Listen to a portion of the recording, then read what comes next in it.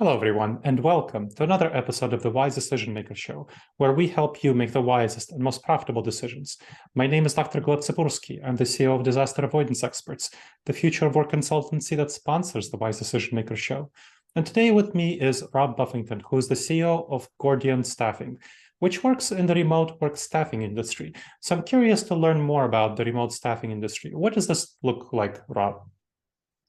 Well, at its simplest form, all it is recruiting and headhunting, but from a global talent pool. Hmm. COVID has changed the work dynamic. More companies than ever in history are allowing work from home. So all we do is help our clients find the absolute best candidate, regardless of location. And tell me, what are the biggest challenges that you run into when you're looking for the best candidates? I mean, it's kind of like searching for a needle in a haystack, and it's a global one, not a national one or a local one, regional one.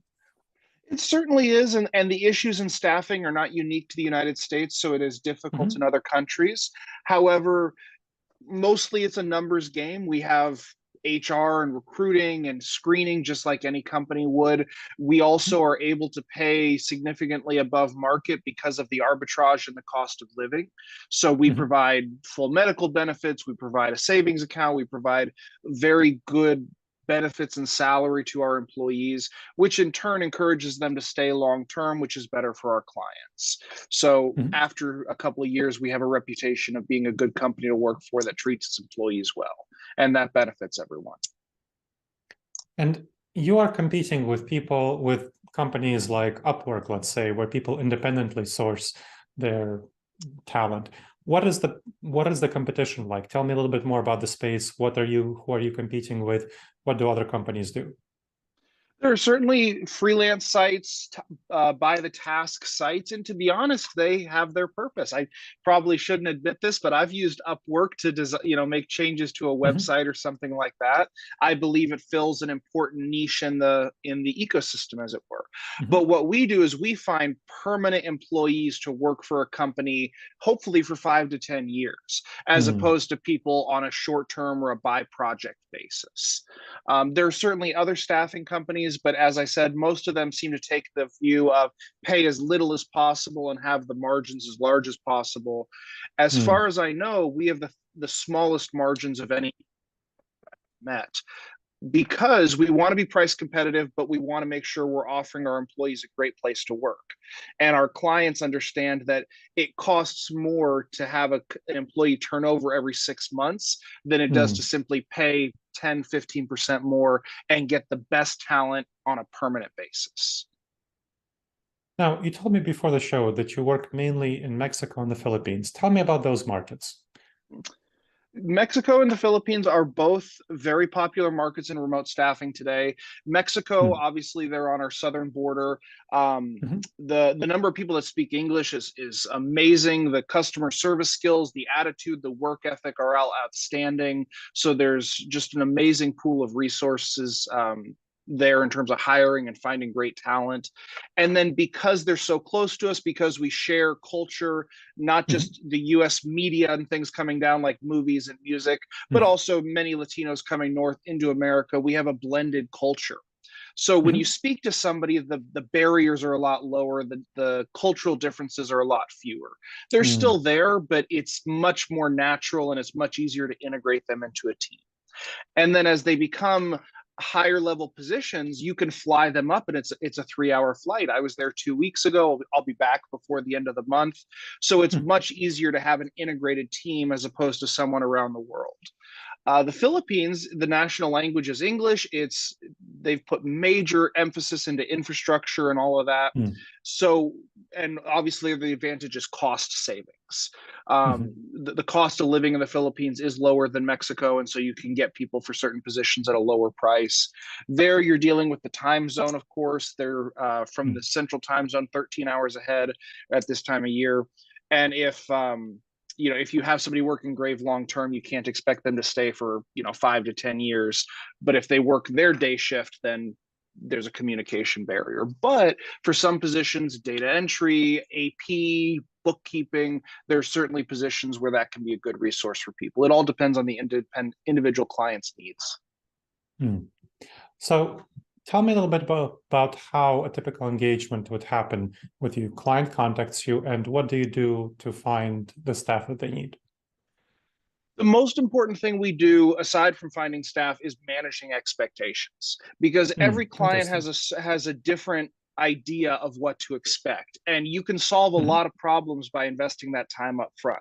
So we Okay. explain, I like to say that you're not outsourcing anything. We're helping you open your Mexico office because they're part of your team. They have your company email, they have your company phone number. They should attend training and meetings and socials. Last Friday, we had a virtual social and everyone was there, majority of people being from Mexico. So we manage expectations. We help them navigate cultural pitfalls, things that often cause friction when people have different cultural interpretations and expectations. And we kind of guide them, not just upfront, but throughout the process. And then the next most important thing we do is we identify what it is they actually need. Because a lot of people come to us simply saying, I need help. I don't have enough people. I need help. And it's like, well, that's great, but we need more than that, because if you just throw bodies at it, you're going to have turnover. You need to have a clear job description and expectations and training, a plan for training these people, because we've seen too many people that just churn and burn through people because all they know is they need help, which trust me, I get it. And that's our heartbeat. That's our mission. But the one of the best things we do is help them say, okay, I need somebody who can answer phones 50% of the time, spend 20% of the time answering emails, and the other 30% of the time entering AP into this software program. So they'll need X, Y, and Z. And so when you have that, you can find the right candidate, because you can hire a great person for the wrong place and have it not work out. It doesn't mean that they're a bad employee. It doesn't mean that you're a bad employer. It means that you didn't do your research and you didn't prepare the people properly. So that's the second thing. And then what you would expect is, we go out, we interview, we pre-screen. We have offices, Guadalajara, Mexico City, and Manila. We do our interviews, we do our skills tests. And when we're confident in a round of candidates, we present to the client so they can interview. The idea being that any of the three could probably do the job, but we want to find out which one they connect with, which one they have the best chemistry with. And then after that, after they select somebody, we stay in touch for a lot of the effort is in the first 90 days, monthly after that, to say, hey, how are things going? Is there anything you need help with? Anything you're concerned about with both the client and the employee? Because a lot of times they'll talk to us when they don't want to be confrontational. And so we can find a way to help people address issues that makes it better for everyone. And so does the employee, are they officially working for Gordian Staffing, or are they working? Okay. Yes, legally, because they're either Filipino or Mexican citizens, they need to be employed by a domestic Mexican or Filipino company. So we have entities in both places, which have contracts with Gordian US, which we're all owned, the owner of all three entities. And then the US entity contracts with our American or Canadian clients. So what are the biggest surprises for clients when they start working with you? Cost saving is obviously the one people ask about the most. People save 40 to 60% on average. However, I don't view us as a cost saving company. That's not our primary mission. Will you save money? Absolutely. But I believe we're in the superior staffing business. So one of the things that we try to overcome is we don't like the term VA. There's nothing wrong with it. Virtual assistant, it's certainly an industry standard term, but because it's become associated with call centers, with frustrating experiences, we prefer to call our people remote team members, RTMs. And so that helps people feel like, oh, this is one of my employees. And so one of the first things we try to convince people of is, it's not inferior people for inferior price. I would put my employees on par with anybody in an equal position anywhere in the world. We have some of the best people working for us, and our goal is not primarily to save you money. It's to find the best people, and saving money is a byproduct. And how are the companies that you work with, are most of their employees in person? Are most of their employees remote? What's the situation for most of the clients that you work with? Most of our clients are predominantly domestic. However, because of COVID, domestic can also overlap with remote.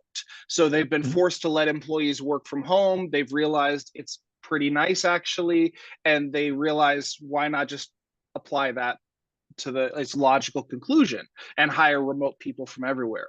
So most people are hiring their first remote employee through us, international remote employee, but definitely not at their last. I know that I was my own first customer. I hired for my property management company and my building services company in California, and I never fired anybody. We are not we're not in the chopping block business. I've never gone to a client and said, fire this person and I'll save you money. That's not what we're about at all. If you have good people, keep them. But as positions open up, as people turn over naturally, ask yourself if that could be a remote position. So that's what we did. By the time I sold my company, we were 2/3 remote out of Mexico. And so the clients start working with you. Most of them, they have some in-person people, they have some remote people. Yes. What do you find the clients' experience are like integrating these new folks who are hired from Mexico or from the Philippines? It'll depend on the client, of course, and a lot of it depends on the attitude they take to it. Some people, they view it as separate, not entirely part of the organization. Some people have the right approach and they just, hey, you're part of the team. We're going to send you the company jacket and the hat and whatever else we send. And the more effort they put in up front, the more they work to include people, the better the outcome. But it really depends. The great thing is when they reach that critical mass or the escape velocity and they get 5 or 10 people working remotely, and then they start coming down to visit them a couple times a year and have in-person training, that's when you really see those great results. And that's one of the reasons why we're so heavy in Mexico. And do you do any hand-holding to help clients learn how to integrate these new folks? Oh, absolutely. Aside from the introductory call, we send out regular newsletters with updates and recommendations. We check in, particularly as it relates to, I believe it's day 2, 5, 12, 30, 60, and 90 with phone calls or emails. How are things going? What are you struggling with? And then, as I said, the same on the employee side. And a lot of times we can just say, well, hey, great, this is what's going on. Have you thought about doing it? Because we have clients in 27 states, of course, we keep client confidentiality, but we're able to say, hey, I had a client who had a similar situation and he tried this and it was really successful. What do you want to give that a try? Or we can make recommendations. And yeah, we keep we have a very good retention rate in our company, so we're very proud of that. And as I said, we're not trying to be the cheapest, but we are trying to be the best. Do you, within your company, do some activities and events specifically for the RTMs who are hired by you? So I don't know, how many people do you have currently who are working in the US from elsewhere? We have 6 different entities total, and we're right around 400 employees. Hoping to break 500 soon. But yeah, absolutely. We do. So every year we have a posada, a Christmas party. It was absolutely epic this year in December. We had a Day of the Dead party recently. We try to have monthly socials as often as possible. We also encourage our clients to have monthly virtual socials via Zoom, and you can play games, Pictionaries. But that's one of the biggest differences between us and other staffing companies or Upwork, is that you have that third party that is in the relationship and talking to people and finding out what they can do. Our policy is that an HR generalist should be calling each employee on a monthly basis and just saying, how you doing? Do you need anything? Is there anything we can help with? And answering questions. Sometimes it's just confusion. Most problems are not really problems. They're mismatched expectations or poor communication. And we try to help bridge that. Okay. Let me circle back to something I remember you saying before about the kind of benefits you provide. So what kind of benefits do you provide to the RTMs? So it's a very good package. It's full major and minor medical. They get restaurant and food tickets. They get an employer matched savings fund, which is 8%. And then they get aguinaldo, which is a 13th month or Christmas bonus. That's 1 month's pay, which is above law benefits. And it's extremely uncommon, I would say. But again, we want to send the message that this is a place you can stay long term. This is a place that wants the best. And I think that the return we get out of getting the best people and keeping the best people is far better than the cost to us. Mm-hmm. Now, I want to ask about that critical mass. You said that when there are 5 RTMs, that becomes something of a critical mass. What do you mean by that? Well, don't get me wrong. We absolutely have smaller companies and they hire one and that's all they have for years. And it works great. There's nothing wrong with that. But I've noticed that there are levels that people get to. And if a year in, they've only hired 1 or 2 and they're not a small company, it means that they're not seeing the full potential. It's nice. They used it for 1 or 2 things, but if they hire 5, they're going to hire 20. And they're going to keep going. So the same way that a rocket has to break the Earth's gravity and reach terminal velocity, escape velocity, there's that critical number, and it's different for every company, and it depends on their needs, of course.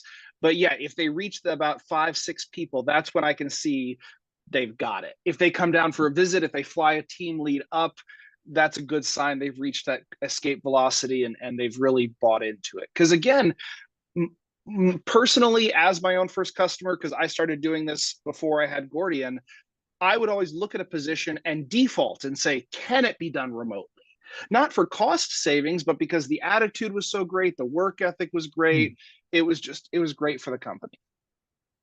Yeah, I helped 22 organizations figure out how to get remote workers from elsewhere to work with them. And one of the things that they struggle with is cultural differences. And so I'm curious what you're finding in terms of cultural differences and how you are addressing that issue. There are definitely cultural differences wherever you go. And that's one of the reasons why we are only in Mexico and the Philippines. And we only went into the Philippines about a year ago. And people have asked, well, why not add the Dominican or why not add India or other places? And I said, maybe one day, but I've been doing this a little over 5 years and I'm still learning about Mexico. And I'm definitely still learning about the Philippines. And so I would rather be an expert on the places where we're concentrated than know a little bit about everything, because there are absolutely, like I said a minute ago, there are mismatched expectations. Nobody's wrong, but culturally this is so, okay, perfect example. When I was getting started, we made an offer to somebody and we had said, hey, what are you looking for in salary? And he says, okay, I'm expecting, 25,000 because I speak in monthly salary rather than hourly or annual. So we make the offer and he rejects it. And we say, what's the problem? We liked you. We made the offer. And he goes, oh, no. When I said this, I meant after taxes. Like this is cash in my hand. Okay. And being an American, I hear I want 50,000 a year. Okay, you want 50,000 a year gross salary, less taxes, plus benefits. So that was one of our earlier mistakes, and just perfect example that. So, for example, we strongly discourage clients from talking about salary directly with employees because it's one of the most common misconceptions.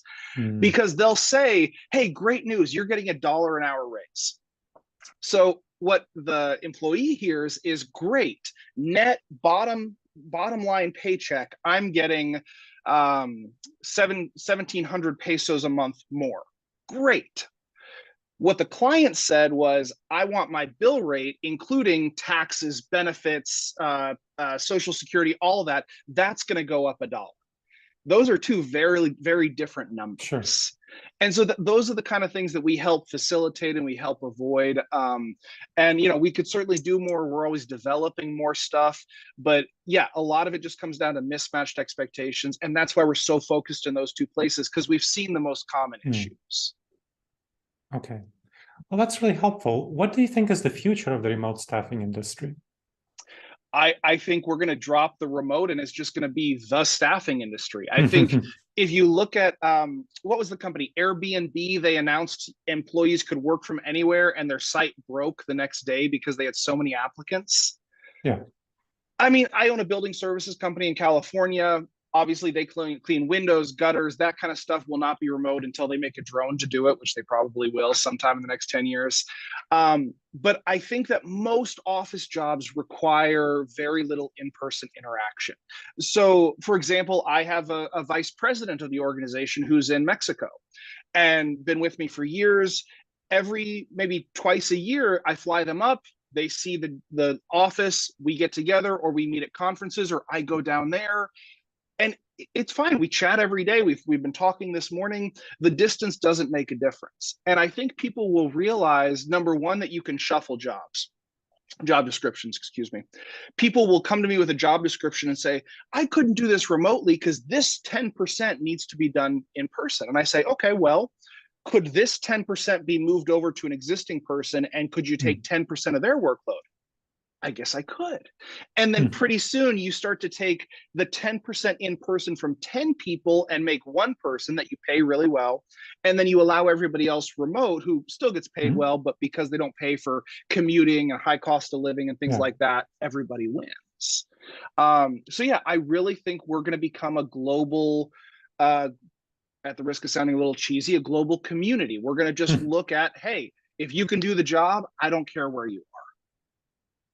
I think that makes a lot of sense, and that seems to be like the future as well. Are there any last words you wish to leave our audience with? I would just say things are always changing, and a lot of people are looking at the world and kind of in a little bit of fear and a little bit of wondering what's going on. But I would just say, if you look at history, we've had a major life-altering event every 30 years for the past ever. It was the internet, it was the booming 80s, it was the 60s revolution and the cultural revolution, it was World War II, it was the Industrial Revolution, or excuse me, it was the assembly line, and then you go back. So this is nothing new. Just stay adaptable, stay agile. People like to talk about survival of the fittest. And I like to remind people that has nothing to do with being strongest. It's most adaptable to your surroundings. And we're in a time of intense change, so stay agile. And then I would just add, you're not alone. If people want to reach out, I'm a consultant. I love what I do. I love helping people. I wanted to be a teacher when I was younger. Then I realized I hate kids, other than my kids. Love you guys. But I love helping people. So if you're a small business owner or whatever, and you want help, just reach out to me. I'm always happy to talk. I'm always happy to offer advice. Absolutely no charge. I like to help people. Excellent. Well, thank you very much. That was very helpful, Rob. Thank you. Thanks for having me. Sure. And thank you to the audience for checking out another episode of the Wise Decision Maker Show. Please make sure to review the podcast. It helps us improve the podcast and helps other people discover the show. And make sure you subscribe to the show wherever you check this out. All right, everyone. I hope to see you on the next episode of the Wise Decision Maker Show. In the meantime, the wisest and most profitable decisions to you, my friends.